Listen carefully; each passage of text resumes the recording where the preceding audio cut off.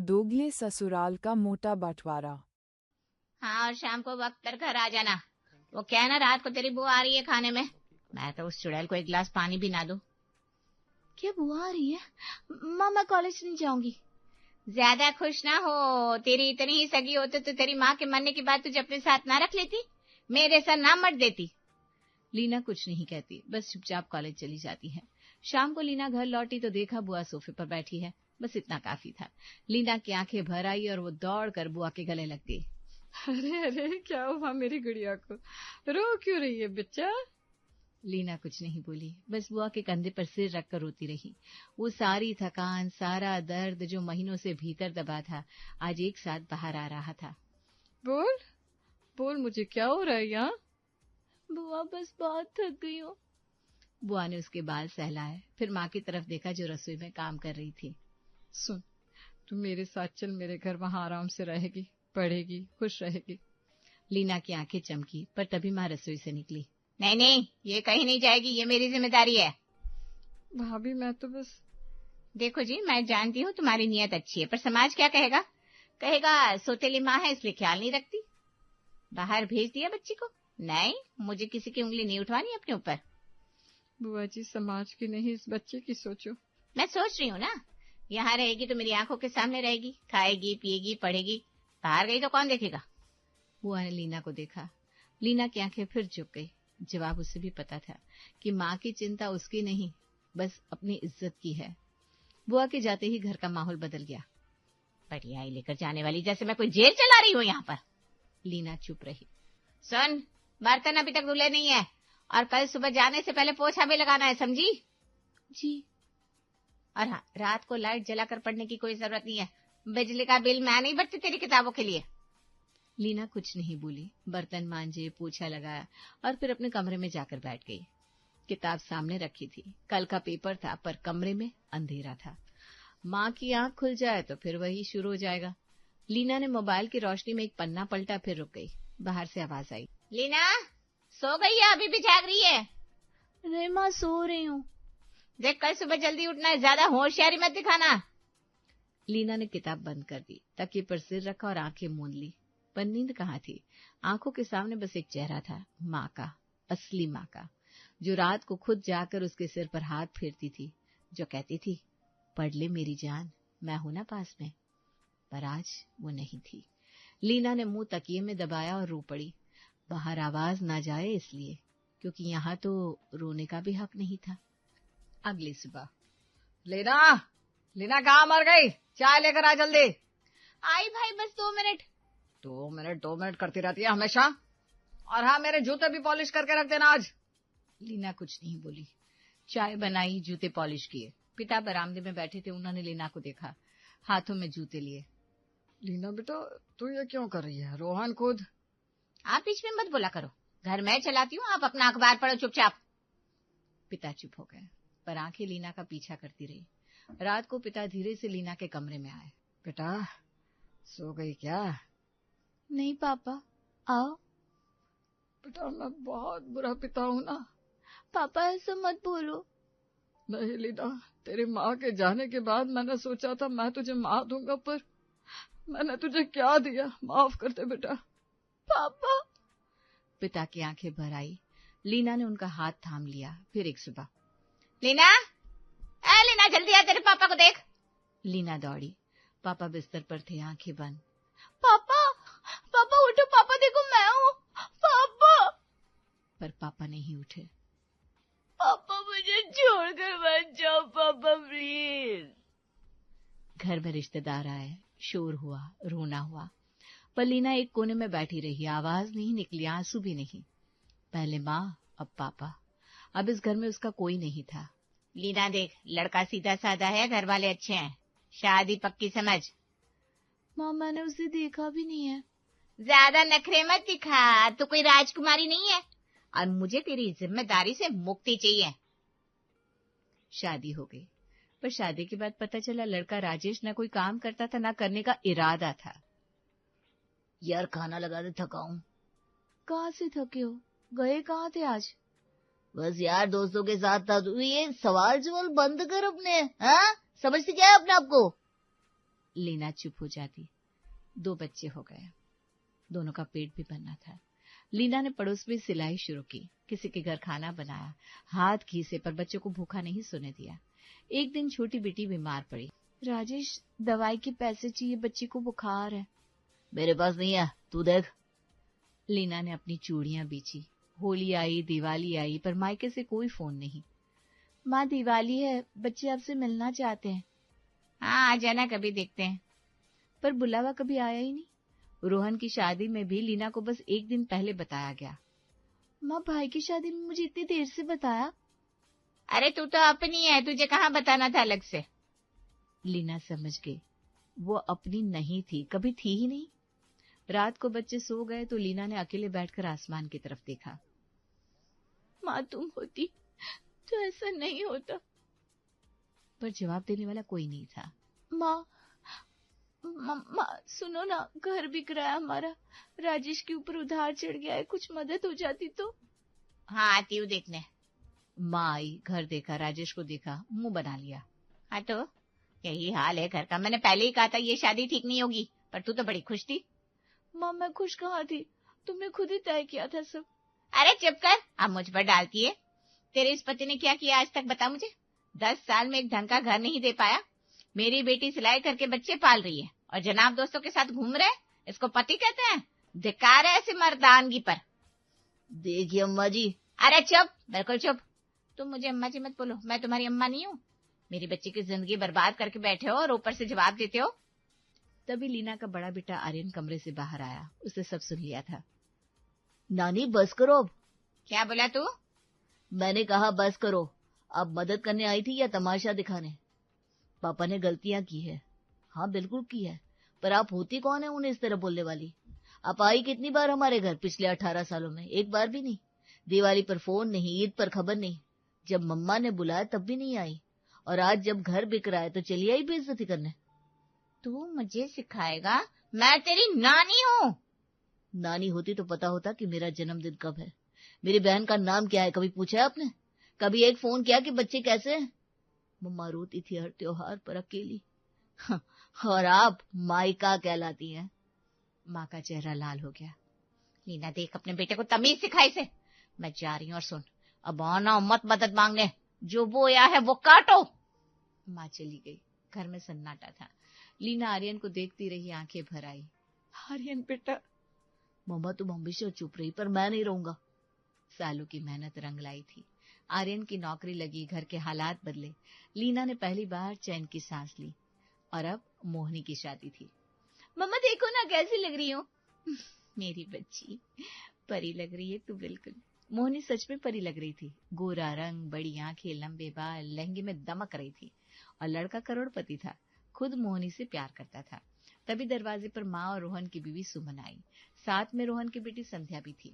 हाँ, आ गए हम, बड़ी सजावट की है। आओ माँ बैठो।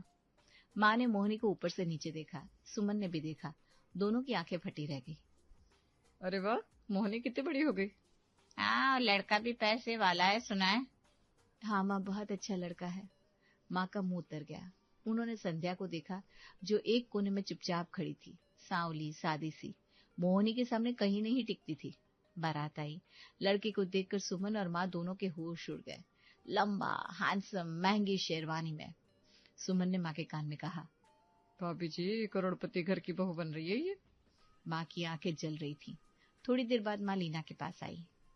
लीना एक बात बताऊं, लव मैरिज है ना ये, लव मैरिज वाले टिकते नहीं ज्यादा। आजकल के लड़के जल्दी बोर हो जाते हैं। माँ, और तेरी मोहिनी तो इतनी घूमती फिरती थी कॉलेज में, तो लड़कियों का चरित्र भी तो देखते हैं ना घर वाले। हाँ भाभी जी, बिल्कुल सही कह रही हैं। आजकल की लड़कियां ना। लीना ने दोनों को देखा, एक पल रुकी। माँ, मेरी बेटी का चरित्र इतना साफ है कि करोड़पति घर के लड़के ने खुद चुना उसे, मांग कर लिया उसका हाथ।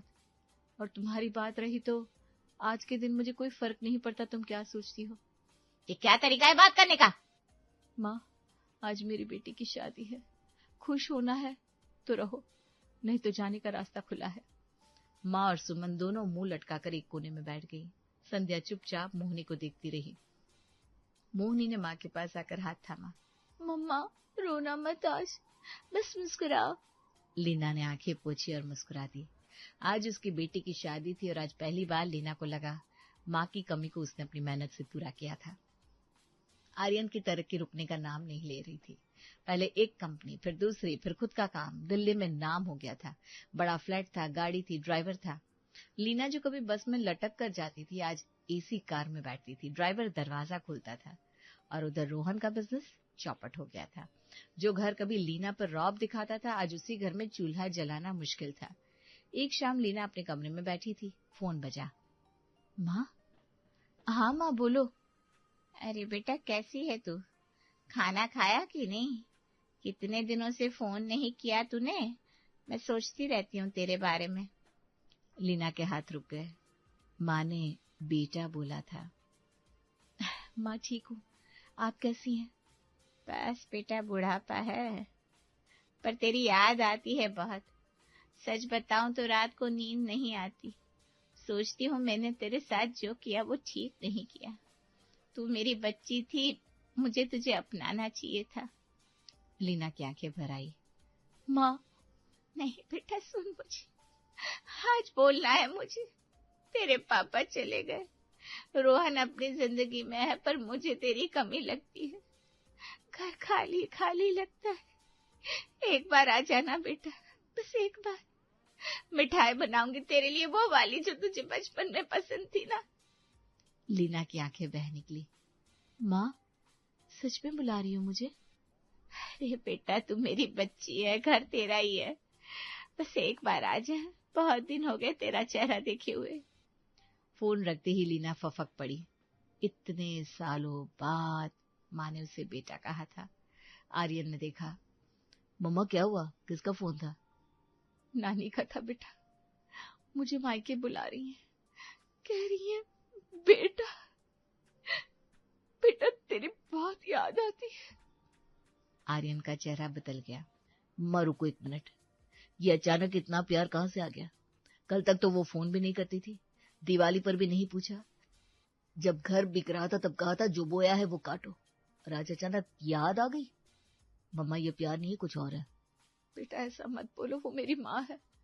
मम्मा, रोहन मामा का बिजनेस डूब गया है, नानी के घर में पैसे नहीं है, और अचानक तुम्हारी याद आ गई। कुछ तो समझो। आर्यन, हो सकता है माँ सच में बदल गई हो। उम्र के साथ इंसान बदलता है बेटा।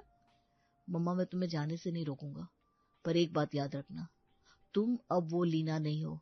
चुपचाप सब सहने वाली लीना बिल्कुल नहीं हो। आंखें खुली रखना। लीना ने बेटे को देखा, आंसू पोंछे। बेटा, माँ का दिल होता है, चाहे जितनी तकलीफ दी हो, एक उम्मीद रहती है कि शायद एक दिन अपना ले। वो उम्मीद आज भी जिंदा है मेरे अंदर।